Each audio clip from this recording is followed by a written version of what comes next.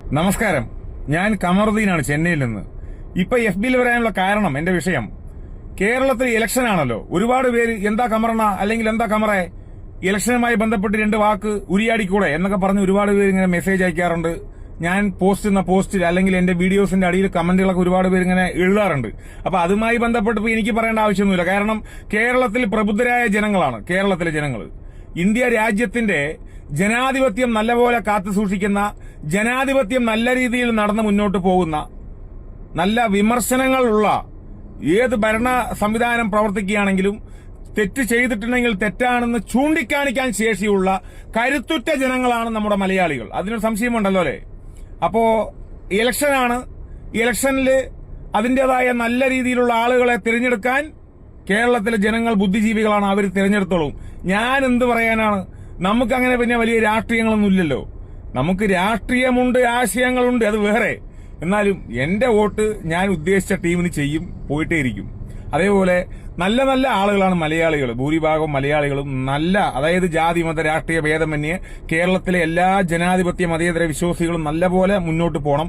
എല്ലാ മതങ്ങളും സംരക്ഷിക്കപ്പെടണം, എല്ലാ മത ആചാര അനുഷ്ഠാനങ്ങളും സംരക്ഷിക്കപ്പെടണം. നാട്ടിൽ സമാധാനം വേണം, ഉത്സവങ്ങൾ വേണം, എല്ലാം വേണം, എല്ലാ നല്ല കാര്യം എല്ലാം നല്ലപോലെ നടക്കണം എന്ന് ചിന്തിക്കുന്ന ആളുകളാണ് നമ്മുടെ പ്രത്യേകിച്ച് മലയാളികൾ. അപ്പൊ അവരോടൊന്നും ഇന്നാൾക്ക് വോട്ട് ചെയ്യും, ഇന്നാൾക്ക് വോട്ട് ചെയ്യും എന്ന് പറഞ്ഞ് ഉപദേശിക്കേണ്ട ഒരു ആവശ്യവും എനിക്ക് എന്നല്ല ആർക്കുമില്ല. പിന്നെ രാഷ്ട്രീയക്കാർ പറയും ഞങ്ങൾക്ക് വോട്ട് ചെയ്യണം, അത് അവരുടെ ഉത്തരവാദിത്തമാണ്, അവരുടെ കടമയാണ്, അവർ പറഞ്ഞോട്ടെ. ഇപ്പൊ ഞാനിപ്പോ വന്നത് എന്താണെന്നറിയോ? എനിക്ക് പ്രത്യേകിച്ച് പറയാനുള്ളത്, കേരളം എന്ന് പറയുന്നതിന് പവിത്രതയുണ്ട്.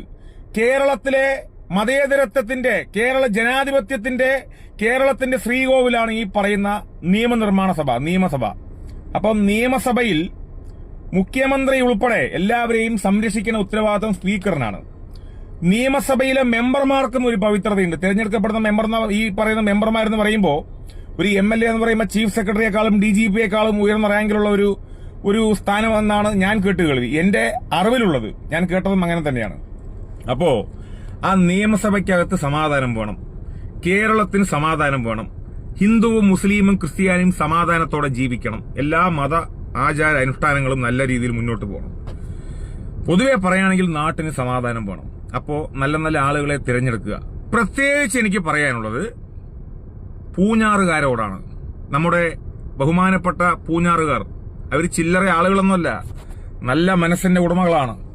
അവരോട്, പൂഞ്ഞാറിലെ വോട്ടർമാരോട് എനിക്ക് പറയാനുള്ളത്, ദയവ് ചെയ്ത് നമ്മുടെ നാട് നല്ല രീതിയിലാണ് പോകുന്നത്. കക്കൂസ് സ്ലാബ് തുറക്കാനുള്ള സാഹചര്യം ഉണ്ടാക്കരുത്. കൂടുതലൊന്നും പറയാനില്ല.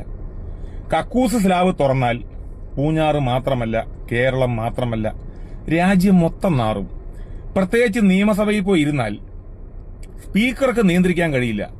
സകല മന്ത്രിമാരും, മുഖ്യമന്ത്രി, സ്പീക്കർ ഉൾപ്പെടെയുള്ളവർ തുണിയക്കാണാന്ന് പറഞ്ഞ് ചിലപ്പോൾ നിയമസഭയ്ക്കകത്ത് ഇട്ടിട്ട് എണിച്ചുകൂടേണ്ട സാഹചര്യം ഉണ്ടാവും. പവിത്രമാണ്, ജനാധിപത്യത്തിന്റെ ശ്രീകോവിലാണ് നമ്മുടെ നിയമസഭ. അതിനൊരു അന്തസ്സുണ്ട്, അതിന് സമാധാനവും കാത്തു സൂക്ഷിക്കണം. അതിന്റെ ഉത്തരവാദിത്തങ്ങൾ നമ്മൾക്കാണ്, വോട്ടർമാരോടാണ്, പ്രത്യേകിച്ച് വോട്ടർമാർക്കാണ്. പൂഞ്ഞാർ നിവാസികളോട് ഒരിക്കൽ കൂടി അഭ്യർത്ഥിക്കുകയാണ്, കക്കൂസ് സ്ലാബ് തുറക്കാനുള്ള സാഹചര്യം നിങ്ങൾ ഉണ്ടാക്കരുത്. തുറന്നു കഴിഞ്ഞാൽ നാറ്റം സഹിക്കാൻ പറ്റില്ല. എല്ലാവർക്കും നല്ലത് വരട്ടെ, എല്ലാ രാഷ്ട്രീയക്കാർക്കും നല്ലത് വരട്ടെ. കേരളം നല്ല രീതിയിൽ തിരഞ്ഞെടുത്ത് ജനാധിപത്യം സംരക്ഷിക്കാനുള്ള സാഹചര്യം ഏത് ആളുകൾക്കാണോ ആ ആളുകൾക്ക് ഉണ്ടാവട്ടെ. ഏത് രാഷ്ട്രീയ പാർട്ടികൾക്കാണെങ്കിലും അവർക്ക് ഉണ്ടാവട്ടെ എന്ന് ആശംസിച്ചുകൊണ്ട് പാവം ഞാൻ നിർത്തുകയാണ്. ആരും പൊങ്കാലിടണ്ട. ഓക്കെ, നന്ദി, നമസ്കാരം.